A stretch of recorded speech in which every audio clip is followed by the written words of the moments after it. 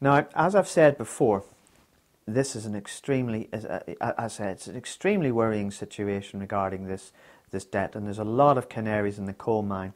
If we actually go back to this return on capital expenditure, there was a piece of research done by Manulife Asset Management, and basically to reiterate this debt mountain, for want of a better term,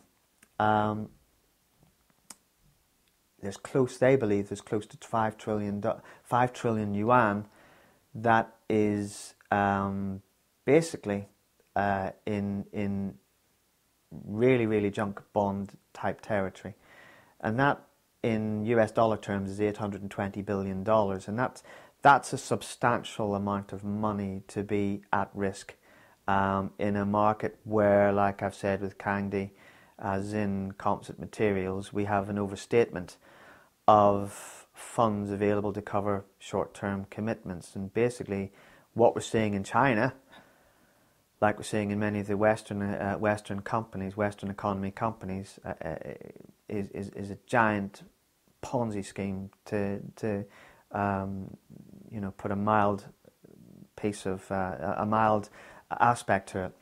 So these companies, as I said, are being starved of capital. There are more research, good quality research institutions and banks, etc., that are starting to get worried. As probably you should be worried, and not look at all the mainstream media hype that's going out there, how wonderful everything is, 6% growth and all that. I mean, I have heard that growth in China is actually closer between 2 and 3%, not 6%, and I'll probably do a short video on that at some stage in the near future, because I am very skeptical and always have been skeptical of Chinese figures, and again with the Kangdi Zin fiasco and two other very recent companies that have failed. This is certainly going to be a problem being raised in the future. Now, what we have seen before is that we've actually seen major problems in China being also flagged by other highly reputable research groups. And we're seeing this current slide that the S&P have done a report, and that's the ratings agency S&P, that they believe that the shadow banking system in China, and this is their terminology, has reached alarming levels. So, we have ratings agencies that are responsible for insurance companies, assurance companies, companies that are looking at investing in China, Chinese stocks, Chinese investments of property, etc., commercial property. They're starting to sound the alarm bells. And what the S&P report alluded to is that they said that the hidden debt could be as high as 60% of GDP. Well, if we're talking GDP of 12 trillion, the hidden debt of 12 trillion is pretty well close to 7 odd trillion dollars. That's a lot of money. Think about it. The U.S. government debt is bad as it is, and it's 21 trillion. So we're talking about hidden debt, 1/3 of that, in an economy that's half the GDP. So that's not an insignificant number. And how is this hidden debt managed? Well, this comes back down to the bipolar nature of the credit situation, the credit acquisition situation in China. You see, local governments don't form part of the state-owned enterprises to the same extent as enterprises are. And they've got to attract money to get developments in their regions, because getting developments, getting factories, getting infrastructure, and unfortunately there's a lot of corruption in the Chinese Communist Party. The more infrastructural money that's spent, and investment money that's spent, and debt that's accumulated, the more money that goes into the hands of corrupt officials, basically. And if anyone tells you that there isn't a lot of corruption in China, walk the other way. There is. But there's corruption everywhere, but in China it's fairly endemic. So what these local governments do to make themselves more attractive as far as private investment is concerned, and lending, going for this shadow banking system, is they do not report the loans on their books, and so therefore they're able to hide this mountain of debt that's actually occurring in China at the moment. So S&P estimated, well, not S&P, the government actually estimated there was close to $4.3 trillion in debt. Well, S&P actually reckon it's closer to 6.5 trillion, because they reckon it's closer to 40 trillion yuan. And this is a very, very important thing in this statement on this. And if you look at this, and I'll highlight this for you, S&P have said that that's a debt iceberg with titanic credit risks. Think about it. This is S&P, titanic credit risks. So if that doesn't concern you, that should concern you going forward. Now, okay, S&P. What about any other bodies? Well, the IMF has actually started to raise its flag as well. And in this other slide, what we see is the title of this article, which is from the South China Morning Post, has actually said IMF warns shadow banking poses high risk to China's financial stability. So, mainstream media ignoring everything. So we've got S&P ratings agency, we've got the IMF, we've got the World Bank, we've got quite a few major Chinese academics as well, saying things aren't as they should be. But let me just quote something. Let me read something to you from this particular quote here, which this is the IMF's words, it's not my words. Okay, let's go. Despite these, and in inverted commas, de-risking efforts. Now what they're referring to is that the Chinese government even recognises there's a problem in the shadow banking system. Now, vulnerabilities remain elevated. Okay, elevated. The use of leverage and liquidity transformation in risky investment products remains widespread, with risks residing, and this is very important, in opaque corners of the financial system. Now, this tails back to what I've said regarding the overstating of working capital and balance sheets of Chinese corporations, especially in the, well, what we can term the subprimary, because it makes up the 19% of the 81% of capital available. So this is the IMF saying these are substantial risks. So if you want to ignore this, go ahead, fine, invest, and well, it's just incredible what's potentially going on underneath. So this is why it's so important to illustrate to you that China does impose very serious, has very serious internal risks. So, when we go back to this, we can see that it's a giant Ponzi scheme. It basically validates what I've been saying about Manulife Asset Management, where they're saying, well, there's a corporate debt sector and there's potentially 820 billion. That's dodgy, and that's the tip of the iceberg. So, okay, so how's this sort of broken up? Let's go to look at the Union Overseas Bank research. Now, if we look at the figures in this here, these are older figures of 2017, and it's substantially worse now. The actual debt to GDP is close to 300%. That's staggeringly high. 300% to GDP. Look, Italy is having major problems with 130% of debt to GDP, as well as debts in its banking sector. And this Chinese economy, this debt is on steroids. So if that doesn't concern you, it should.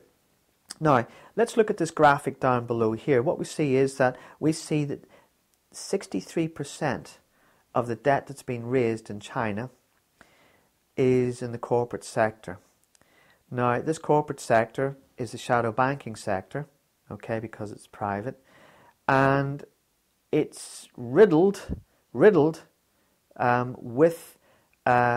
potentially dodgy accounts. Well, it's just a very, very, very potentially shaky edifice that this whole thing is built on. Now, if we also look at this, we can see, right, okay, there's 18% of this debt that's owned by 19% rather, it's owned by households. And yes, China does have a very high savings rate of 48% approximately, which is the highest, one of the, if not the highest in the world. But you know, when you have savings, savings goes into banks. And it's not no different to Western economies. When you put money into a bank, it's whether you didn't know this or not, the money's no longer yours. So if a bank goes broke, you're a creditor to the bank. You're a creditor, you've lost your money. So when banks went broke in the United States in the Depression, and even lately, the investors, the depositors lose money. Fortunately, in the United States, there's government insurance, but even that is totally and wholly inadequate, which I'll go over again in a later video why the FDIC is a joke. But at least it's some sort of buffer against defaults. Now, obviously, the buffer for China is the bank, but how much can they bail people out? Are they going to bail companies out? Are they going to bail people out?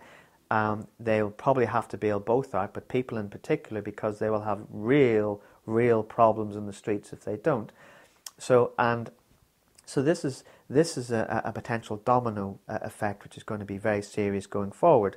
So, and we can see that the corporate side of this thing, the government side of this thing is 18%, and a lot of that is local government side of things.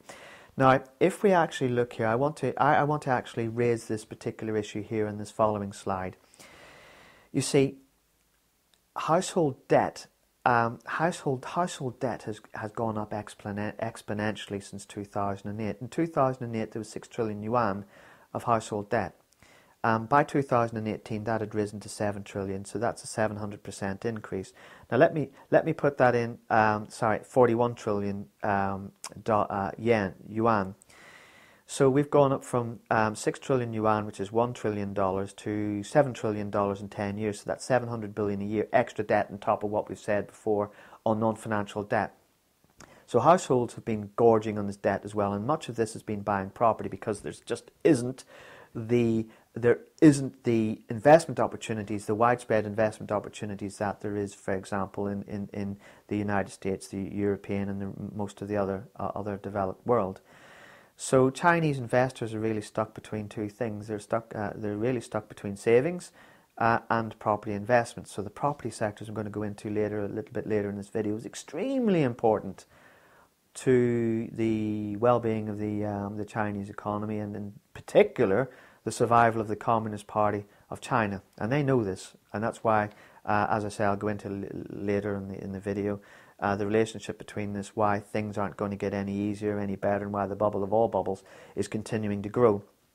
So we've seen that the household debt in China has gone up from 18% household per household to 48%. That's a massive increase. It's not that, in comparative terms, you'd say, well, that's pretty well the European sort of and US sort of levels, but that's not the point. The point is the exponential growth of this debt. And that's the worry, because exponential growths never have a soft landing. There's always a very hard landing, and a hard landing in China is going to be an extremely severe one, both politically, socially, and potentially structurally, for the cohesiveness and stability of the country going forward. Now, again, if we actually look at and to show this exponential growth side of things, it's very important to look at this the St. Louis Fed graph. We can see back in 2008, before the crisis, there was not much more than 200 billion bonds, non-financial bonds, available in the market. Again, by 2018, we've seen that top 3 trillion, and look at the growth. It's exponential. Everything in China is exponential. Everything in debt in the world, the global debt thing, is exponential. There is no hiding from what's debt Armageddon that's coming in China in 10 years is just, like US non-government bonds. The growth is just exponential, and this is risky. This is risky capital. So, and how is it risky? Well, let's look at this next slide. In this next slide that we see, and it's from 2016, and I'm sure the situation has got worse because of what's going on in the trade war situation, we can see that 24% of Chinese debt issuers are in serious risk of default.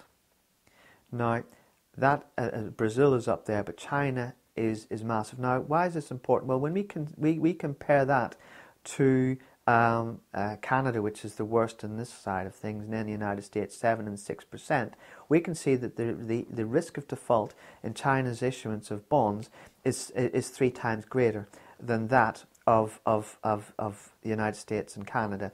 And it's substantially greater than the United Kingdom, Germany, and the other EU countries. But to me, there's a bit of a fudge there because of what's going on in sovereign bonds and all that side of things. And I've touched on some of that in the European video. But what's interesting is that when we look on the right-hand side of this pictorial, we see that the actual amount of issuers that are potentially going to go broke is substantially less in China.